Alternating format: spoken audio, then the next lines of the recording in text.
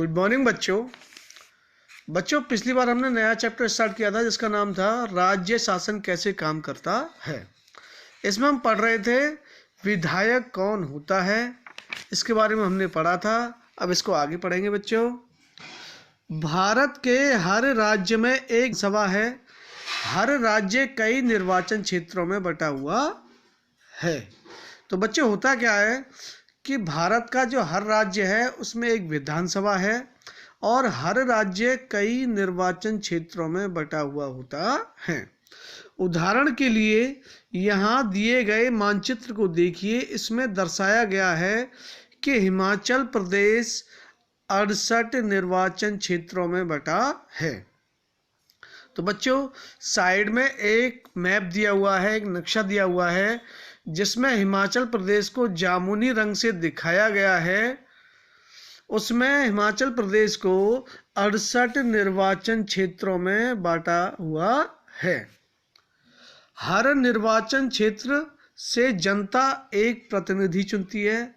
जो भी निर्वाचन क्षेत्र होगा वहां से जनता एक प्रतिनिधि को चुनेगी जो विधानसभा का सदस्य यानी विधायक बन जाता है। आपने ध्यान दिया होगा कि चुनाव में लोग अलग अलग पार्टियों के नाम से खड़े होते हैं। बच्चों आपने देखा होगा जैसे भारतीय जनता पार्टी बीजेपी कहते हैं, राष्ट्रीय कांग्रेस पार्टी, ठीक है, बहुजन समाज पार्टी, समाजवादी पार्टी, ऐसी बहुत सारी पार्टियां हैं जिनके लोग चुनाव में खड़े होते हैं। इसीलिए ये विधायक अलग अलग राजनीतिक दलों के होते हैं और एक ही निर्वाचन क्षेत्र में अलग अलग पार्टियों के अलग अलग राजनीतिक दलों के विधायक होते हैं। जो लोग विधायक होते हैं वे मंत्री या मुख्यमंत्री कैसे बन जाते हैं। तो बच्चों हम इसमें देखेंगे कि जो लोग विधायक बन जाते हैं, जनता उन्हें चुन लेती है वोट डालने के बाद, तो वो लोग मंत्री या मुख्यमंत्री कैसे बनते हैं। जिस राजनीतिक दल के विधायक आधे से अधिक निर्वाचन क्षेत्रों में जीत जाते हैं, राज्य में उस दल को बहुमत में माना जाता है।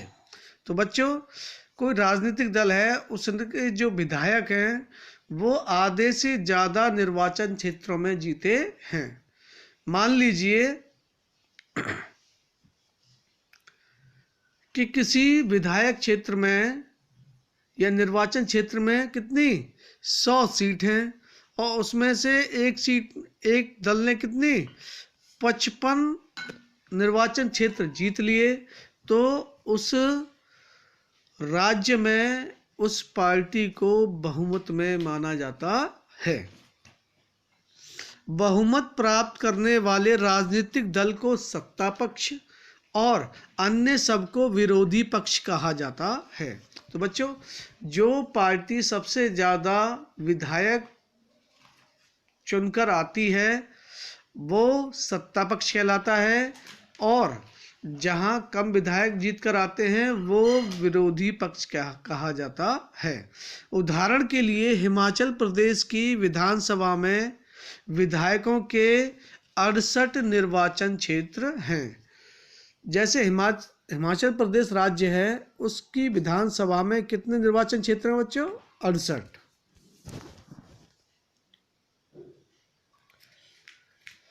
बच्चों ऊपर दिए गए नक्शे में हिमाचल प्रदेश को जामुनी रंग से दिखाया गया है। चलिए मैं बता देता हूँ। हिमाचल प्रदेश है आपका, ये जो मैंने गोला किया है ये है आपका हिमाचल प्रदेश। इसको जामुनी रंग से दिखाया गया है। इसमें जो निर्वाचन क्षेत्रों की संख्या है वो है 68 निर्वाचन क्षेत्र। चलिए अब सामने के चित्र है, ये वाला चित्र, ये किसका है? ये हिमाचल प्रदेश का है। इसमें देखिए एक संख्या कहाँ से शुरू हो रही है? यहाँ से।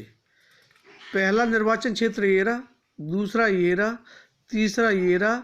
इस प्रकार से बहुत सारे इसमें निर्वाचन क्षेत्र हैं और जो 68वां है वो ये रहा। इस तरह से हिमाचल प्रदेश को बच्चों 68 निर्वाचन क्षेत्रों में बांटा हुआ है। बच्चों, हिमाचल प्रदेश में 2017 में विधानसभा चुनाव के जो परिणाम थे उनको देखिए। नीचे राजनीतिक दल दिए हुए हैं और एक साइड में दिए हुए हैं चुने गए सदस्यों की संख्या।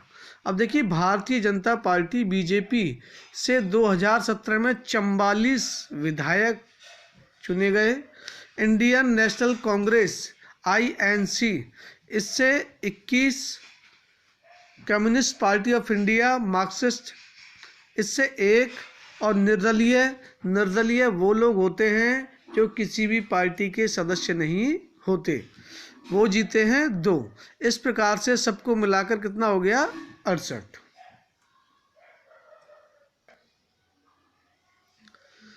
विभिन्न राजनीतिक दलों के उम्मीदवारों ने 2017 का विधानसभा चुनाव जीता और वे विधायक बन गए। विधानसभा में कुल विधायकों की संख्या कितनी है? 68। मैंने अभी बताया था बच्चों, हिमाचल प्रदेश में विधायकों की कुल संख्या है 68। इसीलिए बहुमत प्राप्त करने के लिए किसी भी राजनीतिक दल को 34 से अधिक विधायकों की आवश्यकता होगी। तो बच्चों, कितने हैं कुल विधायक? 68। 68 में हम 2 का भाग देंगे तो कितना आएगा? 34। मतलब किसी भी पार्टी को अगर सरकार बनानी है तो उसे 34 से ज़्यादा विधायकों की आवश्यकता होगी। भारतीय जनता पार्टी ने 44 विधायक होने के कारण उन्हें बहुमत मिल गया। तो जो भारतीय जनता पार्टी है उसके कितने विधायक चुने गए? 44। इसीलिए वो अब अपनी सरकार बना सकती है और वे सत्ताधारी दल के सदस्य बन गए। अन्य सब विधायक विरोधी दल के सदस्य बन गए। इस उदाहरण में इंडियन नेशनल कांग्रेस मुख्य विरोधी दल बनी, क्योंकि भारतीय जनता पार्टी के बाद सर्वाधिक विधायक उसी के थे और विरोधी पक्ष में कुछ अन्य पार्टियां भी थीं। कुछ निर्दलीय उम्मीदवार भी जीते थे जो चुनाव जीतकर आए थे। चुनाव के बाद सत्ताधारी दल के विधायक अपने नेता का चुनाव करते हैं जो मुख्यमंत्री होता है। तो बच्चों, फिर क्या होता है, जब चुनाव हो जाता है उसके बाद विधायक जीत जाते हैं तो उस सत्ताधारी दल जो सत्ता में आने वाली है, अपनी सरकार बनाने वाली है, वो अपने विधायकों में से ही किसी एक नेता का चुनाव करती है जो कि बाद में मुख्यमंत्री होता है। इस उदाहरण में भारतीय जनता पार्टी के विधायकों ने श्री जयराम ठाकुर को अपना नेता चुना। तो भारतीय जनता पार्टी के जो विधायक थे उन्होंने श्री जयराम ठाकुर नाम के व्यक्ति को अपना नेता चुना।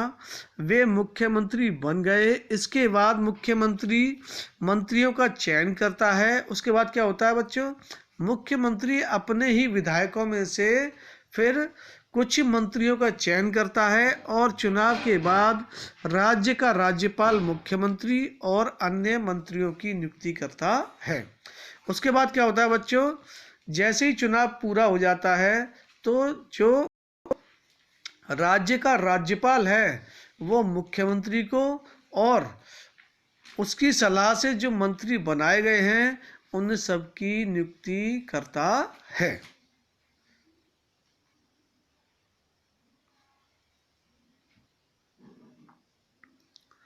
मुख्यमंत्री तथा अन्य मंत्रियों का दायित्व है कि वे शासन के विभिन्न विभागों या मंत्रालयों को चलाएं।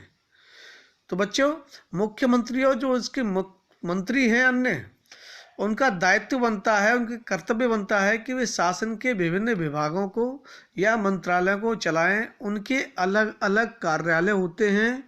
विधानसभा एक ऐसा स्थान होता है जहां सभी विधायक, चाहे वे सत्ताधारी दल के हों या विरोधी दल के, विभिन्न विषयों पर चर्चा करने के लिए एकत्रित होते हैं। तो बच्चों, जो विधानसभा होता है वो एक ऐसा स्थान होता है जहां पर सभी विधायक, चाहे वो सत्ताधारी दल के हों या विपक्षी या विरोधी दल के हों, वो विभिन्न विषयों पर विधानसभा में एकत्रित होकर चर्चा करते हैं। इस तरह कुछ विधायकों की दोहरी जिम्मेदारी हो जाती है, एक विधायक के रूप में और दूसरा मंत्री के रूप में। इसके बारे में हम आगे पढ़ेंगे। ठीक है बच्चों, आज हम इतना ही पढ़ेंगे। इस चैप्टर में आपको कहीं भी कोई प्रॉब्लम हो तो आप मुझसे मेरे व्हाट्सएप नंबर पर प्रश्न पूछ सकते हैं। ओके बच्चों।